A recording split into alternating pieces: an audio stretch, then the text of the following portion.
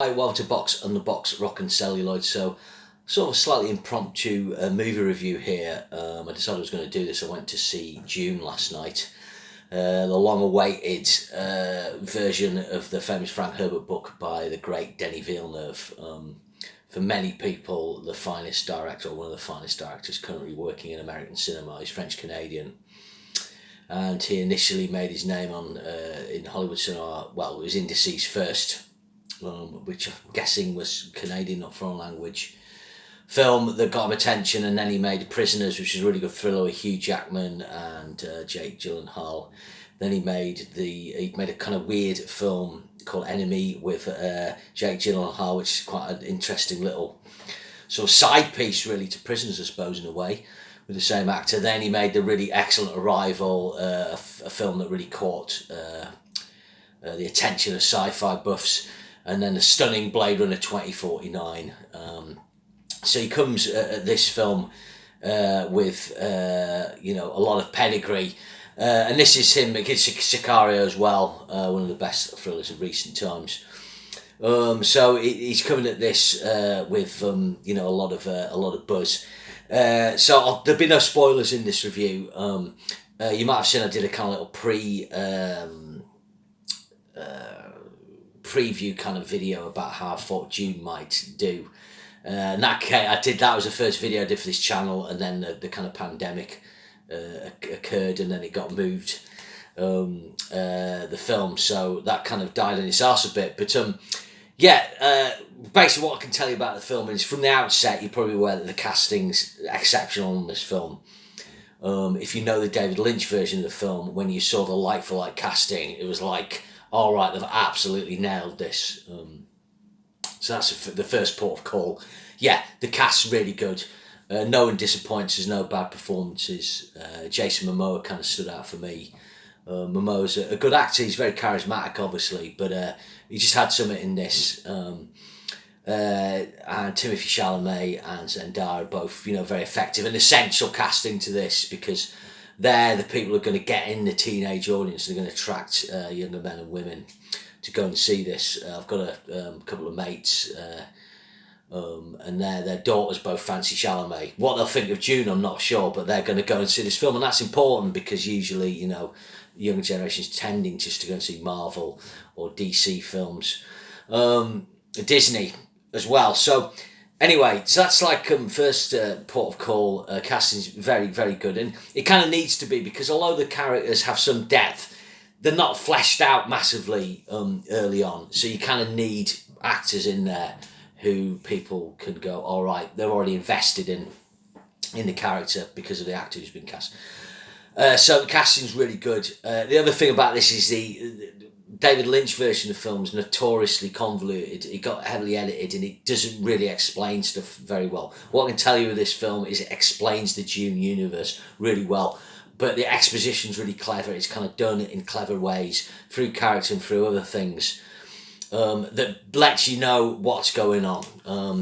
And it explains the things they use, how they get places, and what they do just much better. So Denis Villeneuve and his co-writers, it's a guy called Joe Space, I think, Spatz, and Eric Roth. Eric Roth's quite a well-known screenwriter.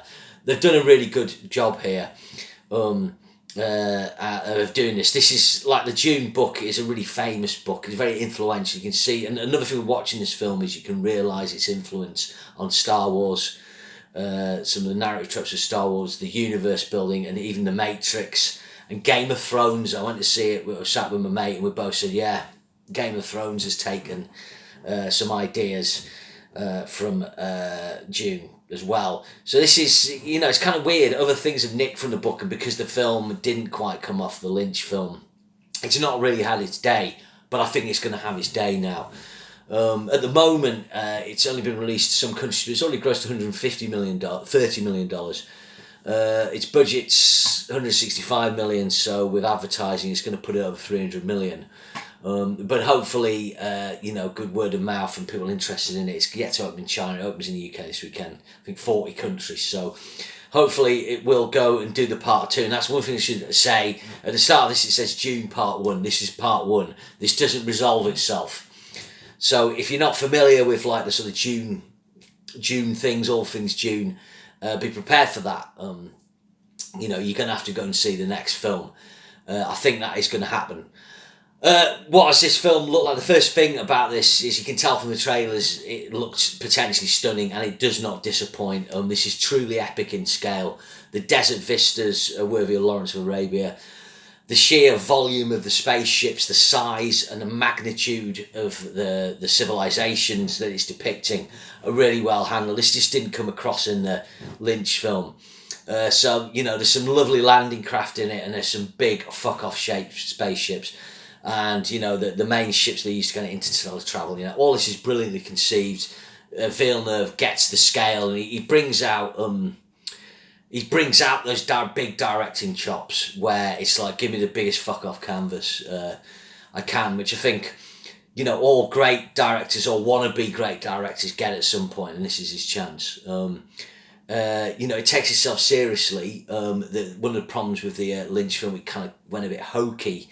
This gets the balance right. There's not much laughs in this. There's a couple of wry bits, but it's good. The plotting's pretty concise. The pacing's good. There's some bits. Yeah, it takes its time. This, but it's an epic translation of like a seminal sci-fi book that had, several sequels. All the tech credits on this are absolutely first rate. And for that reason, I would suspect come Oscar, this will feature heavily in cinematography, film editing, sound effects editing, visual effects, costume design, set design, sound design. That's 7 there. I think adapted screenplay would be a potential nod. You've got to say best film for that reason. I think Villeneuve, you've got to think seriously that this could nab him the best director Oscar. And maybe there's more emotional things come Oscar time, but the directors will recognise the work that's gone into this. It's a director's film. If you remember when Alfonso Cuarón won for Gravity, it's that kind of thing. It's like, yeah, this guy's showing us what he can do, and he's doing it beautifully. The score by Hans Zimmer as well is outstanding. We know how good Zimmer is, and I enjoyed his Bond score, but this is right up there, and he's pumping it like he does on the Nolan films, but it's just got epic themes. Sometimes it was struggling to hear the dialogue a little bit on some bits, but you might, if you've seen the trailers, a great sort of Arabic infused theme, which is really cool. The score was just like really big. It needs a bit. This is a film where everything needed to be big, and it is. Costume, like I said, the costume design's good, and it's weird if you know the Lynch film, you'll see scenes from the Lynch film that were in the Lynch film from the book. But they're replaying and reconfigured in the way that they should have been, really. David Lynch is a great director, but he's too left field. He's a surrealist. So he was always an odd fit for something like, although Dune's not like Star Wars or something like that, he's an odd fit. Whereas Villeneuve's, he's approaching it intellectually, but he's realising that he needs to entertain people. So yeah, this is well worth checking out. Like I say, this is part 1, so don't expect it to resolve itself. That's not spoiling it, I don't think. The casting is great. It looks fantastic. It ticks all the visual and boxes of cinema that we'd expect. And it's big filmmaking. It's grand, ambitious filmmaking. I can't really think of the last time a director kind of came out with something this sort of big in terms of not just scope, but in terms of ambition. You would be looking at Lord of the Rings probably, and that's part of its lineage as well, I suppose. This, if it does end up being a part 2 or a trilogy, you gotta think Lord of the Rings, Star Wars.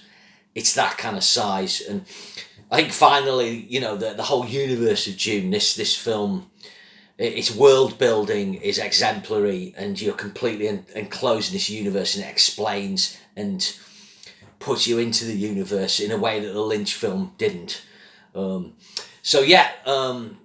It's great. 156 minutes, but 156 minutes well spent. I'm probably going to go and see it again and check it out on the IMAX, I think.